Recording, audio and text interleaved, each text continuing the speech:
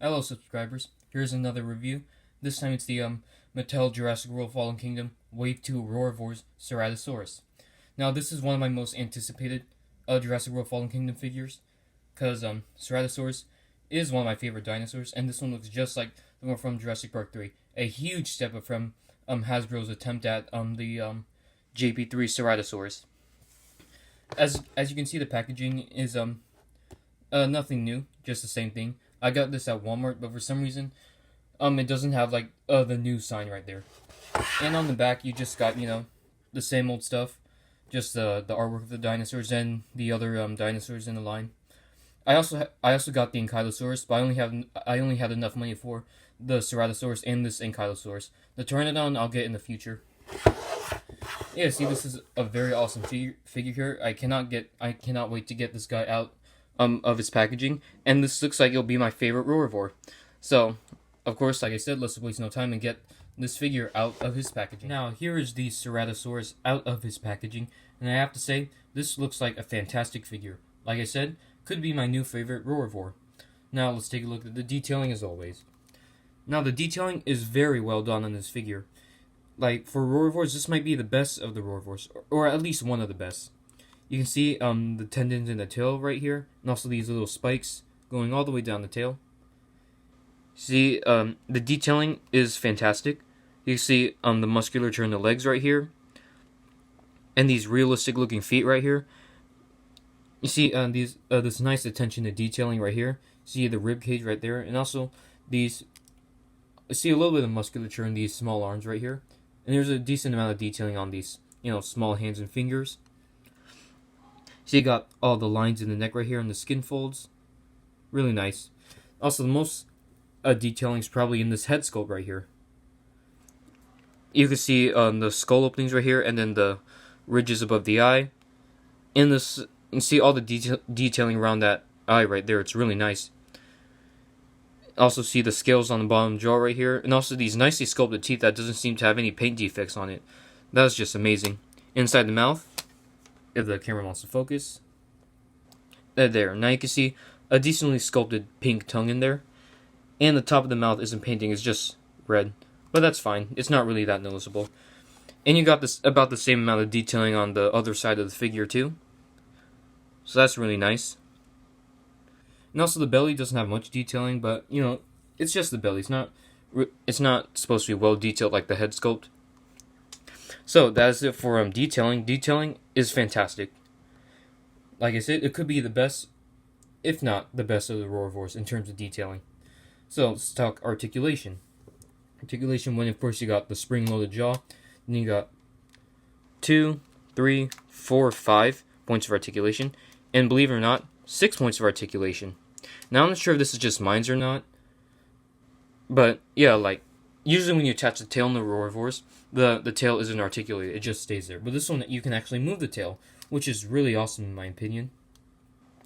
So yeah, 6 points of articulation. You got the spring-loaded jaw, the ball-jointed arms and legs, and of course the articulated tail. So paint job. The paint job, like besides the detailing, the paint job is what really drew me to this figure.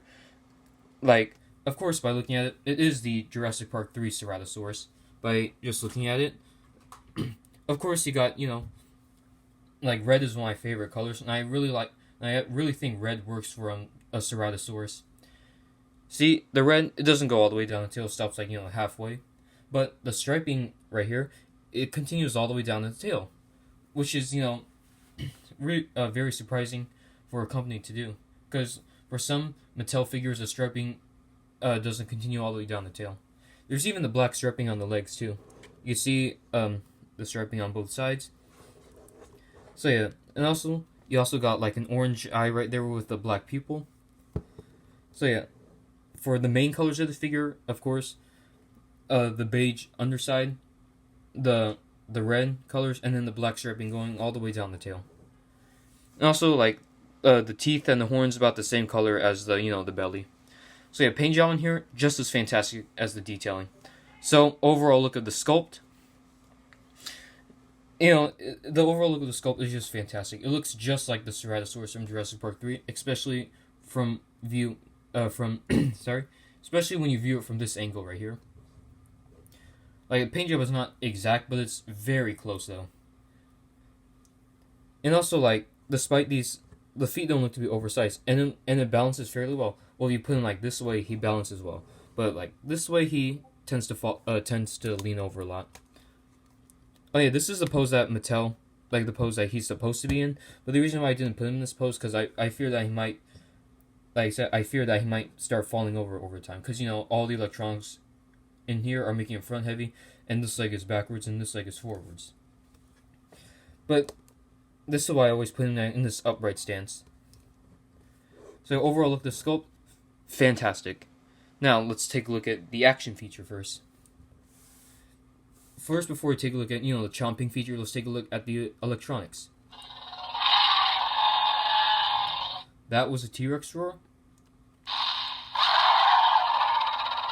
That was actually a unique roar. I didn't know a dinosaur actually made that roar, or it was just a generic roar. That was another T-Rex roar. And that, oh yeah, already heard that sound effect. That was a crunching noise. So yeah, 4 sound effects. Of course, 2 of those 4 sound effects was a T-Rex roar. And then you got a crunching noise and 1 unique sound effect. And also, unlike the Baryonyx, Allosaurus, and Metriacanthosaurus from Wave 1, which the jaw was just hanging when you press the button, the jaw closes. But this one, the jaw is already closed, and when you press the button, the jaw opens. And it feels a little smoother too than the Wave 1 Roarivores.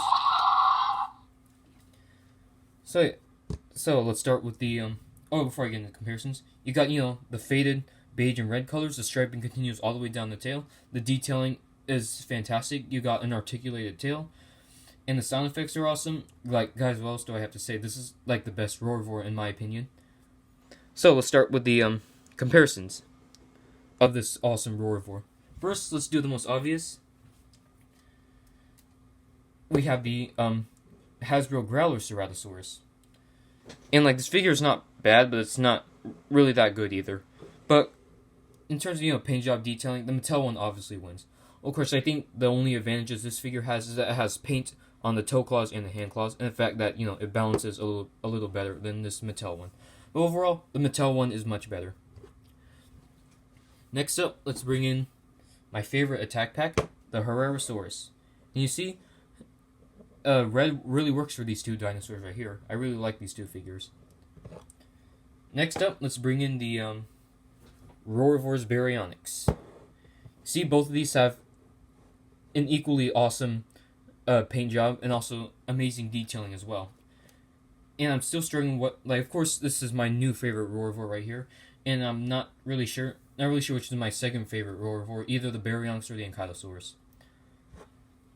Next up, let's bring in Cerato's classic enemy, the Allosaurus. And since this is a genetically modified clone Ceratosaurus, this bulky muscular Ceratosaurus might prove to be a challenge for the Allosaurus right here. Next up, let's bring in superposable Indoraptor. And Indoraptor is, of course, looking a little too big right here. Pretty sure Indoraptor is smaller than the JP3 Ceratosaurus. And let's bring in 2 more figures. Here we have Action Attack Carnotaurus. See, we have 2 horned theropod dinosaurs for this line. And also red works for a Carnotaurus. And these 2 look relatively compatible. Realistic sculpts and nice detailing. Last but not least, let's bring in the battle damage chomping T-Rex. See, both of these look just like their movie counterparts with movie accurate paint jobs. And yeah, that is it for this review. This is the Mattel Jurassic World Roarivores Ceratosaurus figure. And of course, this figure gets a solid 10 out of 10. My new favorite Roarivore figure. So, if you want this figure, go get it at Walmart for $15. Don't get it on Amazon or eBay because they tend to be overpriced a lot. So yeah, if you see this figure in stores and you don't have it, get it, because in my opinion, the best Roarivore, and it's usually selling pretty quickly. So if you like this video, leave a comment, like, subscribe. Sorry for my pronunciation. And I hope. Sorry, I really can't talk today. If you like this video, leave a comment, like, subscribe, and I'll see you in the next review, which will be the Roarivores and Ankylosaurus.